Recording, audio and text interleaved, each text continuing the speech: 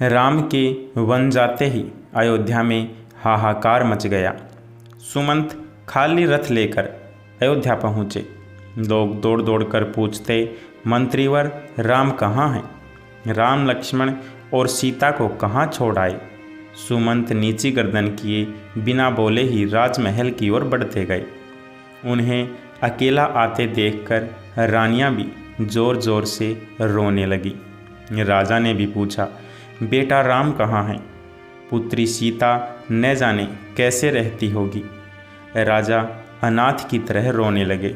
सुमंत ने भी रोते रोते सब हाल कह सुनाया। कौशल्या छाती पीट पीट कर रोने लगी। राजा दशरथ ने अपने अपराध के लिए कौशल्या से क्षमा मांगी।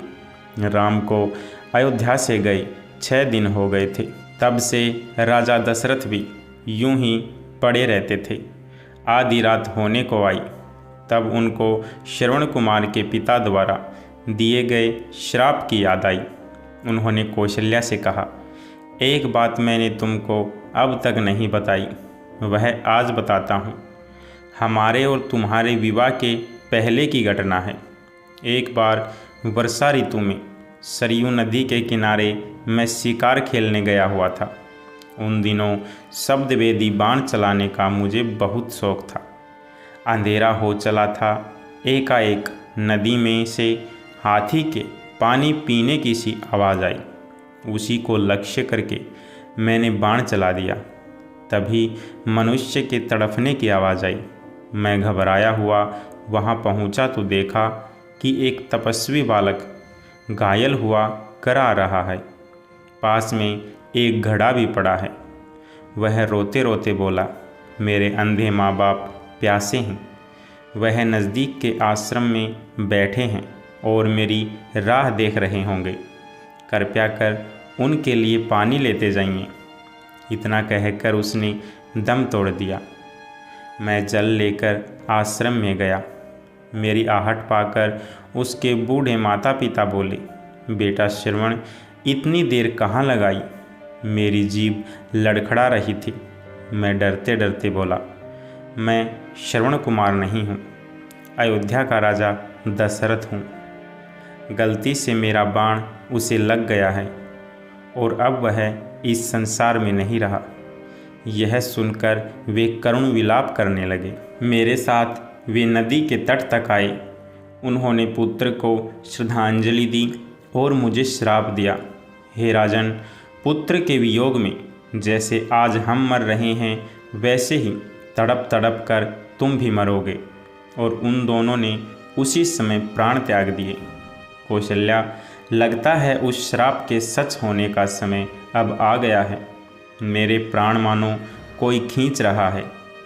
हाय, मैं मरते समय प्यारे पुत्र का मुंह भी न देख सका। मैं बड़ा अभागा हूँ, अपने किए का फल भोग रहा हूँ। हाय हाय राम, कहते हुए दशरथ ने प्राण त्याग दिए। रानियाँ राजा के बल पौरुष का वर्णन करती हुई करुण स्वर में विलाप करने लगी। मंत्रियों ने राजा के शव को तेल से भरे कड़ाह में रखवा दिया। फिर मंत्री परिषद ने विचार करके भरत को बुलाने का निश्चय किया। हवा की गति से चलने वाले घोड़ों पर दूत भेजे गए। उनसे कह दिया गया था कि कई देश में पहुंचकर केवल इतना कहें कि आवश्यक कार्यवश गुरु ने भरत को तुरंत बुलवाया है। ननिहाल में भरत का मन उचट रहा था। तरह तरह की बातें उनके मन में उठती थी। जैसे ही उनको दूत का संदेश मिला, वे नाना और मामा से विदा लेकर शत्रुघ्न के साथ अयोध्या को चल पड़े। नदी पर्वत लांघते हुए 8वें दिन वे अयोध्या आ पहुँचे। नगर में चारों ओर सन्नाटा था। बाजार बंद थे। नगरवासी भरत को देखकर मुंह फेर लेते थे। भरत घबराए हुए अपनी माता के महल में गए और ननिहाल का कुशल समाचार बताकर पिता और भाई राम के बारे में पूछने लगे। कैकेयी ने हंसकर कहा, तुम्हारे पिता तो स्वर्ग चले गए। वे इस पृथ्वी का सुख भोग चुके थे। उनके बारे में चिंता न करो। भरत फूट फूट कर रोने लगे। फिर उन्होंने पूछा, भाई राम कहाँ हैं? कैकई ने हंस हंसकर अपने वरदान तथा राम लक्ष्मण और सीता के वन जाने की सारी बातें कह सुनाई। वह बोली, बेटा भरत, मैंने तुम्हारे लिए ही सब कुछ किया है। अब चिंता छोड़कर अयोध्या की राजलक्ष्मी का भोग करो। भरत को माता पर बड़ा रोष आया। वे बोले, आपने यह बिल्कुल भी अच्छा नहीं किया। इक्ष्वाकु वंश की तुमने नाक काट दी। ऐसा ही करना था तो मुझे जन्म होते ही क्यों न मार डाला। इस बीच राज्य के मंत्री भी वहां आ गए थे। उनके सामने भी उन्होंने कैकई को बहुत भला बुरा कहा। वे बोले, मंत्रियों, आप भी सुन लें। मेरी माँ ने जो कुछ किया है उसमें मेरा कोई हाथ नहीं है। मैं शपथपूर्वक कहता हूँ। यह कहकर भरत तुरंत ही माता कौशल्या के पास चल दिए और उनसे लिपटकर बच्चे की तरह बिलख बिलख कर रोने लगे। माता ने उन्हें धीरज बंधाया। फिर वे भी चक्कर खाकर भूमि पर गिर पड़ी। भरत ने माता को भी तरह तरह से सांत्वना दी। रात भर भरत पिता और भाई राम को याद करके रोते रहे। उन्होंने माता के सामने सैकड़ों तरह की सौगंध खाई और कहा कि जो पाप कर्म कैकई ने किया है उसका मुझे पता भी नहीं। जिसकी सम्मति से यह हुआ हो उसकी बुरी गति हो।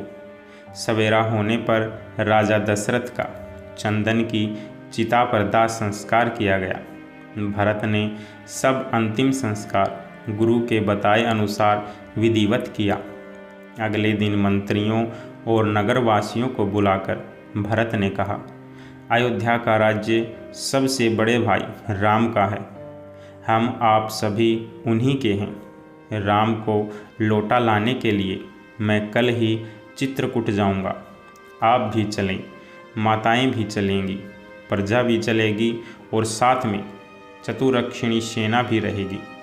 गुरु वशिष्ठ जी से भी मैं चलने के लिए प्रार्थना करूंगा।